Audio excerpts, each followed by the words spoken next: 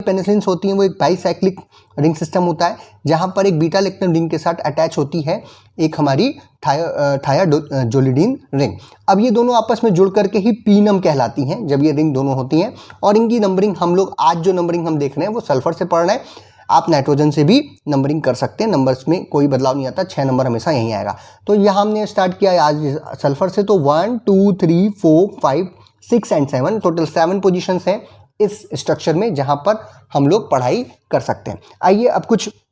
काम की बातें करते हैं। ये जो बीटा लैक्टम रिंग है वो हमारे प्रोडक्ट में स्ट्रेन लेकर के आती है, जिसकी वजह से हमारा जो स्ट्रक्चर होता है बीटा लैक्टम रिंग का वो वी लाइक स्ट्रक्चर होता है, जैसा कि स्टैंडर्ड बुक में दिया हुआ है। अब इस तरीके के स्ट्रक्चर के स्ट्रेन होने की वजह से जो एक्टिविटी है हमारे प्रोडक्ट की वो क्या हो जाती है, बढ़ती है, लेकिन स्टेबिलिटी कम होती है क्योंकि यहाँ पर रिंग ब्रेकेज होने की संभावना भी बढ़ जाती है। दूसरी चीज़, ये जो हमारा बीटा लैक्टम रिंग है इस पर जो हाइड्रोजन्स लगे होते हैं ये बिलो द प्लेन लगे होते हैं, जिसकी वजह से यहाँ पर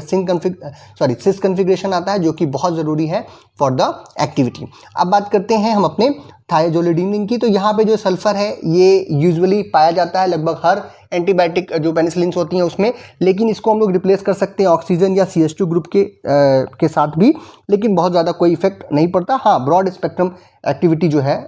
स्पेक्ट्रम जो है वो ड्रग का बढ़ सकता है। दूसरी चीज़, जो दूसरा पोजीशन है यहाँ पर जनरली हमको डाई मिथाइल सब्स्टिट्यूशन देखने को मिलता है, और यहाँ पर भी एक खास बात यह है कि एक मिथाइल ग्रुप जो है वो अबव द प्लेन लगा होता है और दूसरा जो डॉटेड आपको दिखाई दे रहा है it is below the plane, यानी कि पेनिसिलिन के प्लेन के अबव और बिलो दोनों अलग अलग जगहों पे या दोनों अलग कॉन्फ़िगरेशन में मिथाइल ग्रुप हमें देखने को मिलते हैं। और ये कैरेक्टरिस्टिक फीचर है थायाजोलिडीन रिंग के ऊपर, या फिर आप कह सकते हैं क्या नाम है पेनिसिलिन रिंग के ऊपर हमको ये देखने को जरूर दिखने को मिलता है। अगर हम इस मिथाइल ग्रुप को किसी बल्की ग्रुप के साथ हटाते हैं तो भी कुछ एक्टिविटी पर इफेक्ट पड़ता है, यानी कि ठीक ठाक एक्टिविटी मिल जाती है, लेकिन जनरली हमको ये डाई सब्स्टिट्यूशन यहाँ पर देखने को मिलता है। नेक्स्ट, जो तीसरा पोजीशन है वहाँ पर कार्बोक्सिलिक एसिड ग्रुप होना बहुत ज़रूरी है। ये कार्बोक्सिलिक एसिड ग्रुप जनरली यहाँ पे आर जो हमने R' लिखा है यहाँ पे जनरली हाइड्रोजन होता है, और ये हमें प्रोटीन जो क्या नाम है पेनिसिलिन बाइंडिंग प्रोटीन्स जो होती हैं उस पर बाइंड करने में हमें मदद करता है। नेक्स्ट, इसका अगर हम लोग H को रिप्लेस करते हैं सोडियम और पोटेशियम के साथ तो इसका हम आयनाइजेशन फॉर्म बना सकते हैं, आयनाइज फॉर्म में इसको कर सकते हैं, या फिर अगर इसका स्ट्रीफिकेशन करते हैं तो हमें प्रो ड्रग जो है वो मिलती है जो कि बॉडी के अंदर जाने के बाद जो है वापस से एक्टिव पेनिसिलिन में कन्वर्ट हो जाएगी। अगली चीज़ जो है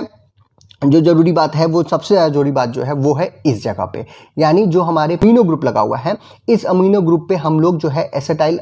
यानी कि C+O ग्रुप लगाते हैं, कार्बोनिल ग्रुप लगाते हैं, एंड देन इसके बाद ये जो R यहाँ पे आपको दिखाई दे रहा है जो साइड चेन हम बात कर रहे हैं इस R के ऊपर ही सब कुछ डिपेंड हो रहा है। अगर हम लोग यहाँ पे इलेक्ट्रॉन विड्रॉइंग ग्रुप्स लगाते हैं तो जो ड्रग की स्टेबिलिटी की बात हम कर रहे हैं वो बहुत तेजी से बढ़ती है। बल्कि ग्रुप लगाने पर स्टेबिलिटी और अच्छी हो जाती है, और लाइपोफिलिक ग्रुप लगाने पर भी ब्रॉड स्पेक्ट्रम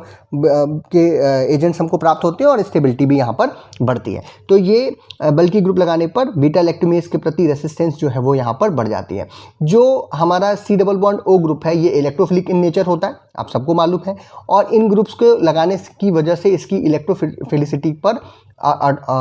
फर्क पड़ता है। ठीक है, दूसरी चीज़ ये अगर इसको ज़्यादा सब्स्टिट्यूशन हम इसमें ना करें तो ये न्यूक्लियोफाइल अटैक आसानी से इस C+O ग्रुप पे करता है, जिसकी वजह से जो एक्टिविटी है वो भी रिड्यूस होती है, साथ ही साथ स्टेबिलिटी भी क्या होती है रिड्यूस होती है। तो इसकी इलेक्ट्रोफिलिसिटी को कम करने के लिए हम यहाँ पर R ग्रुप में डिफरेंट चेंजेस जो है वो लेकर के आते हैं।